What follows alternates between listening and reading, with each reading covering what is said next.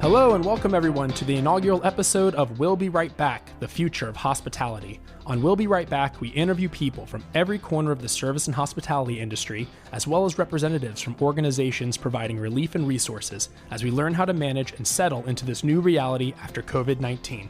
My name is Greg Tilton, and I am the co-founder of In-Depth Media, a film and video production company based here in New Orleans. For this inaugural episode, I am joined today by my co-producer, Barrie Schwartz of My House Events. Thanks for coming on the show, Barrie. Hi, thank you so much for having me, Greg. So My House Events, we are a culinary curation company, which means that we work with an ecosystem of chefs, restaurants, caterers, pop-ups to connect them to corporate events and weddings. So we do everything from start to finish. When you know that you're having some sort of event in New Orleans or beyond, you can tell us everything from the price you want, your vibe, the type of food, and we will curate a menu. We're a mission-based business, which means that through our work, we really hope to increase additional revenue streams for chefs that traditionally maybe don't have access to private catering gigs.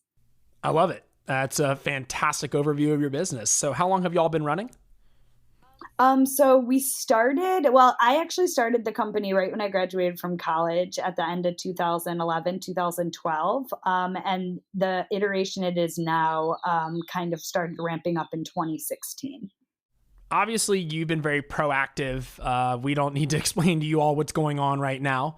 This show is starting in the midst of state after state instituting a shelter-in-place policy.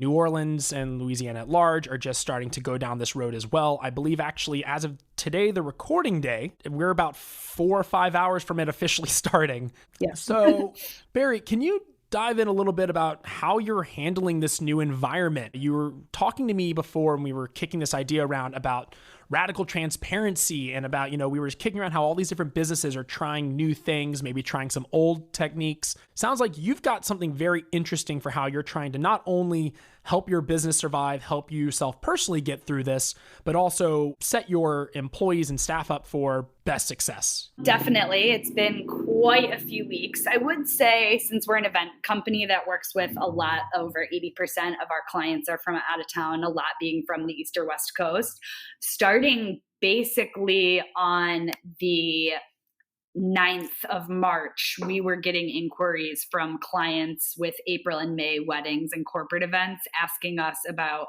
Corona and if they thought they should postpone their event. So we started proactively working on kind of our procedure and how we would handle this the week of March 9th to 13th. Between April and May, we had over 40 corporate events and weddings in the city of New Orleans. So as the mandate and the situation with Corona became more serious, we really actively work to postpone weddings and try to get people to book them for the fall.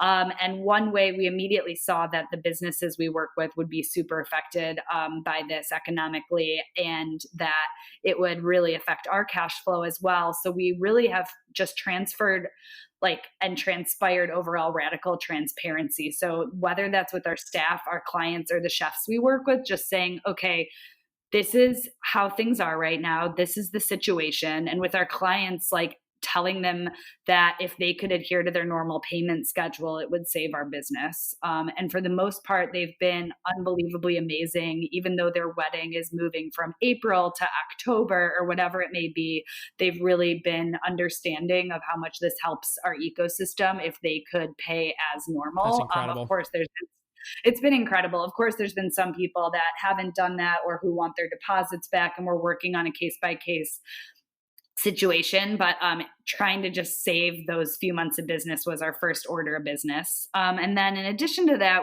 our ecosystem, it's over 100 chefs. Wow, over 30, over 30% of those are chefs of color and women-owned businesses.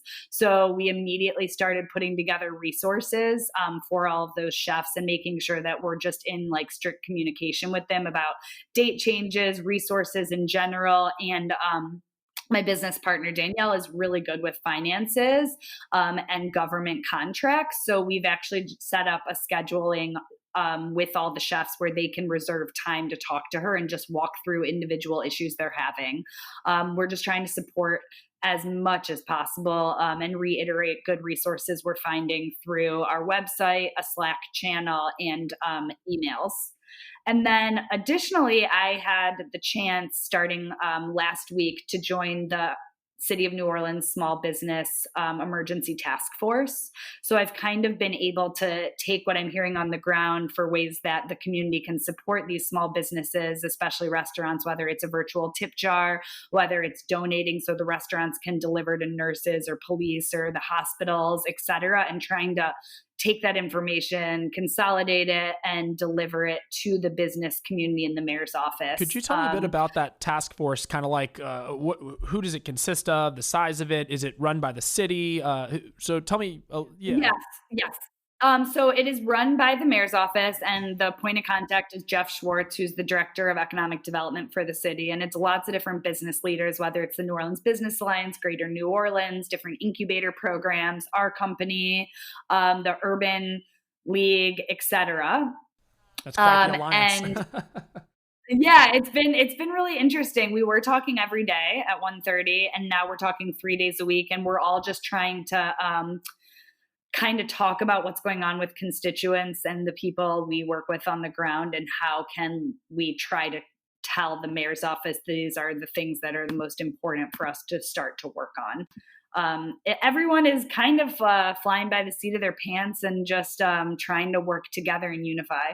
Wow, that's incredible. And I mean, it sounds like you're really at the heart of it all. So these resources you're assembling, it sounds like you're assembling some with this emergency group, and it sounds like you're assembling some as a company with some of your teammates. You're saying you have a person who has experience with government contracts, for instance, picking up that role there. So are these resources going to be shared like publicly, or not to put you on the spot, of course, but tell me a bit how to get to them.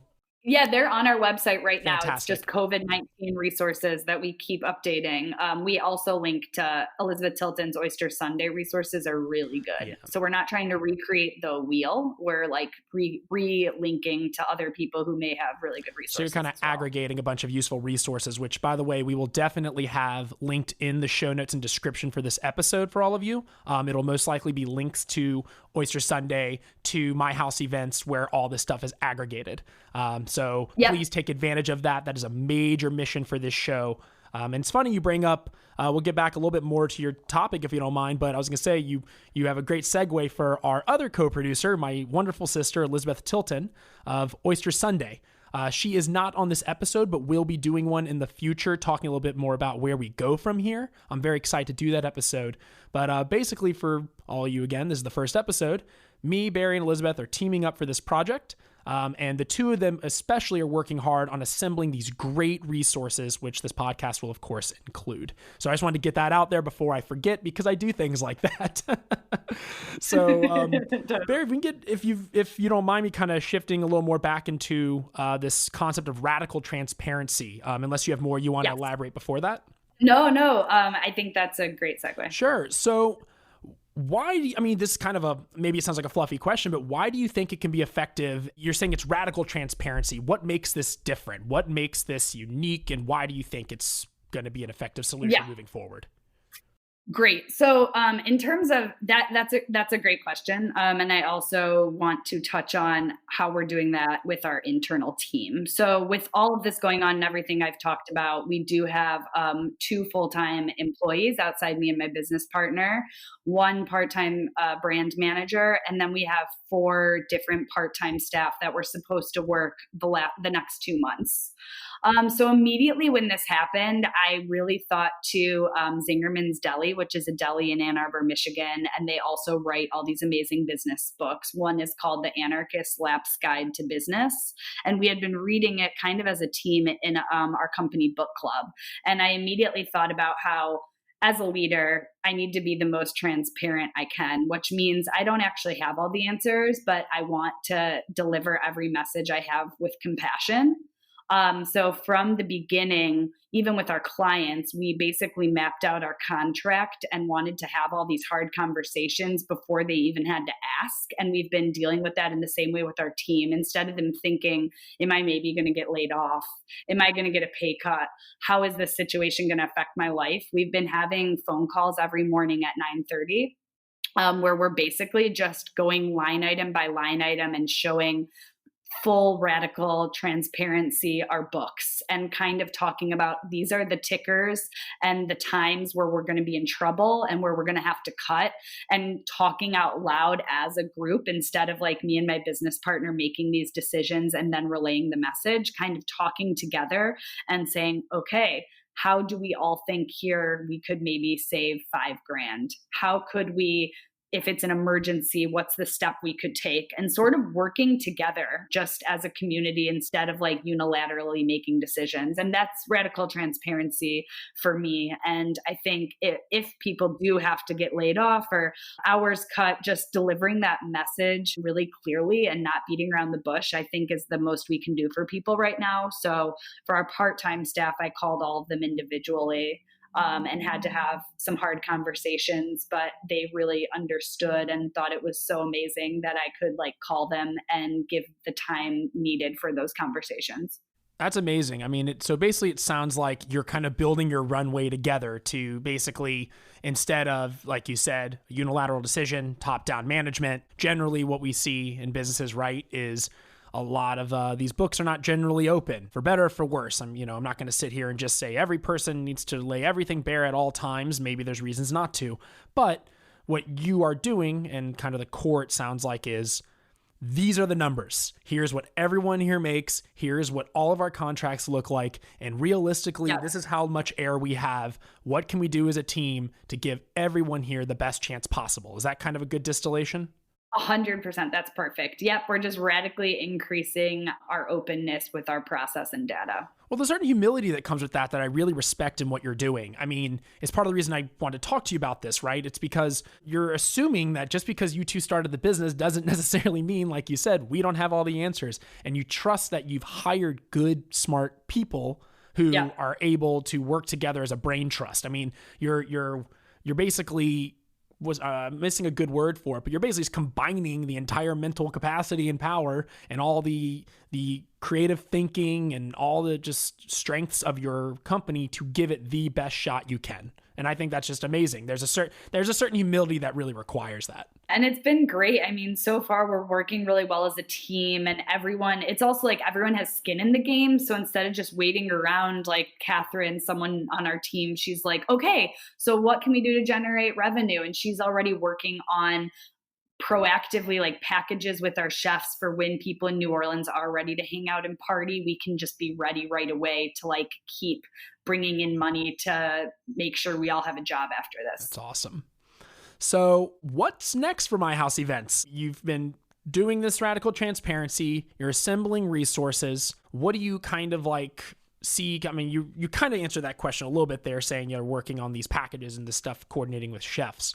But what do you kind of see as your path forward? Great question. So one thing we really want to figure out, and this is kind of phase 2 of this whole situation, is how are hospitals and first responders, police, firemen getting food? And is there a way we can utilize our current business model, which is logistics and operations, and connecting lots of different menus and chefs to situations for this? So I just read last night about Chef Brigade, a new nonprofit that is set up to feed first responders. And my whole what's next is how do we make sure that we're a voice in that conversation and can talk to those people to kind of like plug in our business model and keep ourselves busy and feed all the people that are going to need to be fed through this time. I heard during Hurricane Isaac, there was over just to the 3rd police district alone, 1,200 people a day had to be fed. So my brain is now on how can we actually like stay relevant during this time and do some awesome work. So that's what I'm working on right now, and that's what's next. And then also just continuing to stay in our customers' minds. Everyone's on their phone more than ever. So how can we keep just staying relevant, giving recipes from our chef, providing content, just being in our customers' corner? Well, you could put up video content, photographs, start a podcast. There's a lot. Yep. there's a lot of good opportunity for that right now. We have unfortunate amount of forced time in all of our hands. But honestly, it's amazing to hear what you're doing, and it's amazing that you're taking what is financial hardship for all of us, including yourself, and turning it into an opportunity for selfless service for your community. I truly mean that. Yep. So unless you have anything else you'd like to add, where can we find you and where can we find Mindhouse events? Give us those shameless plugs, girl. Come on.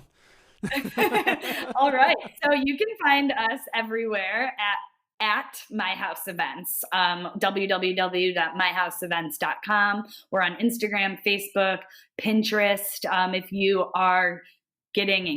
If you're engaged, if you're having a corporate event, if you're just ready to think about what your party's going to look like when you can party again, just find us and be in touch. And we'd love to start chatting with you. I think during these times, it's great to have something to look forward to. So now is actually a great time to be in touch with us. Fantastic. Well, Barrie, thank you so much for doing this. Good luck. I look forward to more conversations and for making this podcast awesome. We're going to have some amazing guests on, y'all, so definitely subscribe and keep up with us. Thank you, Greg. This was awesome. Thank you so much for listening to We'll Be Right Back, the future of hospitality. Each episode, we will be highlighting a different organization contributing to the relief effort here in New Orleans. This episode, we would like to highlight Chef's Brigade. Chef's Brigade is a collection of New Orleans restaurants, chefs, and servers feeding healthcare workers and first responders while financially supporting our independent restaurants, culinary talent, and service industry. To contribute to the cause and learn about this amazing initiative, head to chefsbrigadenola.org. We have a link in the show notes. Again, that's chefsbrigadenola.org. We'll Be Right Back is produced by me, Greg Tilton. My co-producers are Barrie Schwartz of My House Events and Elizabeth Tilton of Oyster Sunday. Barrie and Elizabeth are offering incredible resources and services during this time through their New Orleans-based businesses, as well as collecting and sharing various initiatives by other individuals and organizations. All of these are linked in the show description, so please make sure to check them out. You can follow us on Twitter for the latest updates and to let us know what's up, @RightBackNola. Please also consider leaving a review for us on whatever podcast platform you fancy. It helps us know what you think, and it helps people find the show.